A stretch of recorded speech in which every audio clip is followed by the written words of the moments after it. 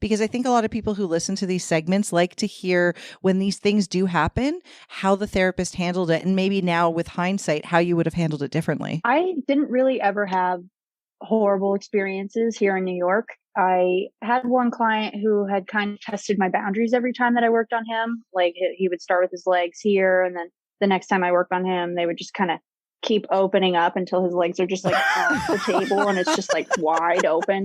And then he had asked me to massage his groin one time, and I was like very new. I was probably like 5 months into working. I don't even know if I had gotten my license fully yet.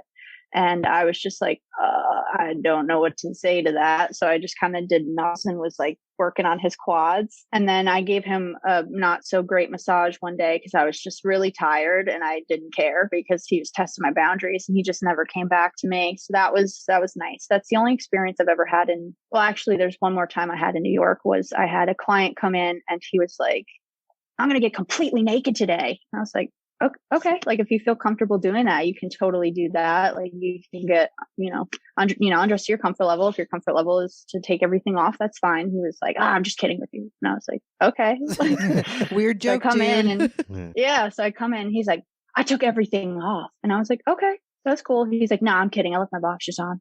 Like, all right, like that's whatever you want to do. Like, that's fine. That's a dude looking for you to say, yeah, take him off. Yeah. So I was working on his neck and he opened his eyes and looked up at me and he was like, so do you do like full body massage? And I was like, and I'm like looking down at his face. So I'm like, my brain's in a panic mode. And I'm just like, well, we don't massage the eyeballs or inside of the ears. So technically, I guess it's not considered a full body. And I don't think he liked that response at all. So I think he was trying to, there's a power dynamic that happens where you kind of feel a little weird with the therapist because they're the one who's clothed, they're over on top of you and like you're naked and vulnerable. So, there's a weird power dynamic. So I don't know if he was trying to make me feel uncomfortable in that moment. He was trying to make you feel uncomfortable. He was fishing. He was trying to see what he could get away with.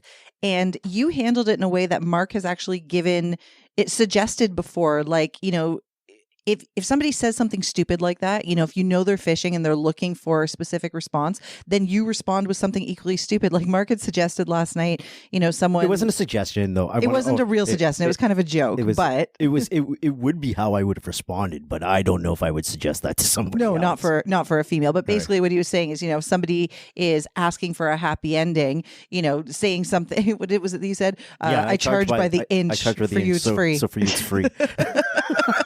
So obviously that's not a real suggestion, but I mean, you giving him sort of a smart ass response like, yeah, I don't massage your eyeballs or inside your ears. So no, it's not full body.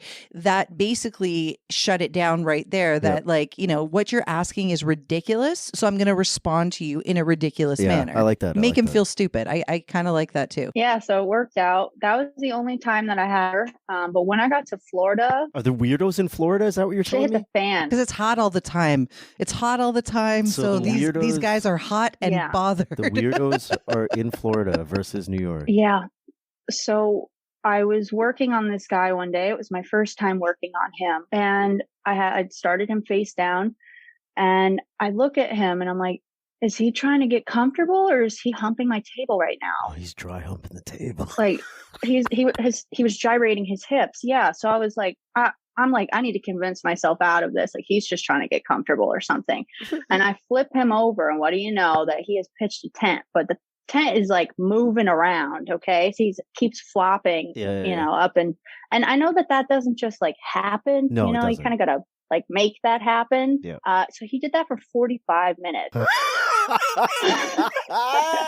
That is so weird. I would never want to do that for 45 minutes. Did he open his eyes? Was he looking to see if you'd react to it? Like, did you say anything or did you just pretend to ignore the bouncing? I just ignored it because I was like, I don't know what to do in this situation at all. I don't know. So I had come out of my session when I was finished with him, when our session was over. And one of my coworkers was like, you just worked on so-and-so. And I was like, yeah. And she was like, how was he? And she was like, I can't believe this. Like I told the manager to take him off the schedule. I don't know why she keeps moving him around. Oh, so this was something he did the same thing to me. Yeah. And see, that was the other thing we said. You got to cut these people out. Somebody does something like that. My manager called me. I know. My manager called me afterwards and she was like, so, you know, so and so called me and said that your client was inappropriate on the table. It was uncomfortable for you. And I was like, I mean, yeah, like that shouldn't really be happening in massage studios. And she's like, well, he's like our top paying client. So do you just want me to tell him to stop being the client after this? Yes. And I was like, Yes, I do. Yeah, as a like matter of fact. all of you listening can't see Montana's face. Like you guys can't see Montana's face right now, but like her eyes just went exactly the way that my eyes just went. Like, what are you even asking me as the owner of the clinic or the spa or whatever? Yes, absolutely. Your job is to keep your therapist safe. Somebody acts like that. No, I don't need your money. I don't care if you're a top paying client. You're not coming here. That's absolutely inappropriate. Do you follow her Joyce? excuse for him was he didn't touch you, right? Joyce? Stop it. Joyce, the sailing massage therapist. She's the founder of Respect Massage. Do you follow her? No, I've never heard of her. After the episode, I will link you to her. I think she's also originally from New York, isn't she? I think so, yeah. Yeah. Yeah, so you might want to follow her. She is fighting the good fight for massage therapy and, you know, really focused on stopping this kind of thing. You know, massage therapy is a professional career and we are not to be solicited and you are not to request these types of things and behave like this with your massage therapist. So yeah, and she also does a whole bunch of information pieces on how to spot like when a client might be presenting with like red flags, like with things you should really look for, or communication that they try to have with you either via email or text or in the room. And these are like, can you decipher the code of touch my dick? And then therefore, how should you respond appropriately to make this type of thing not happen anymore, right? Yeah. Yeah, I'll definitely have to follow her because there's been some instances like after that, I could not believe my manager because she was like, well, he didn't touch you. Like he didn't reach out to grab you or anything. So it's harmless. And I was like, not if he's doing this with every single female client and he only wants to see female clients.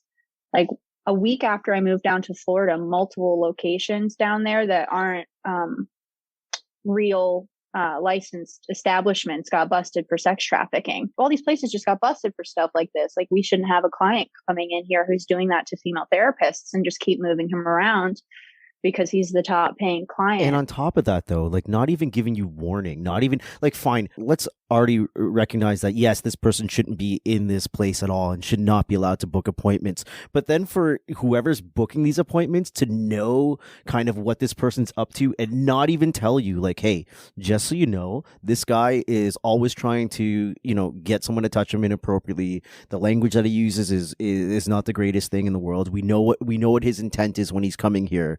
And our manager, for whatever reason, just wants to keep having him come in. But just to let you know, expect this type of thing when you see him. At least that much as manager a minimum. or pimp, because apparently the money was the most important thing here.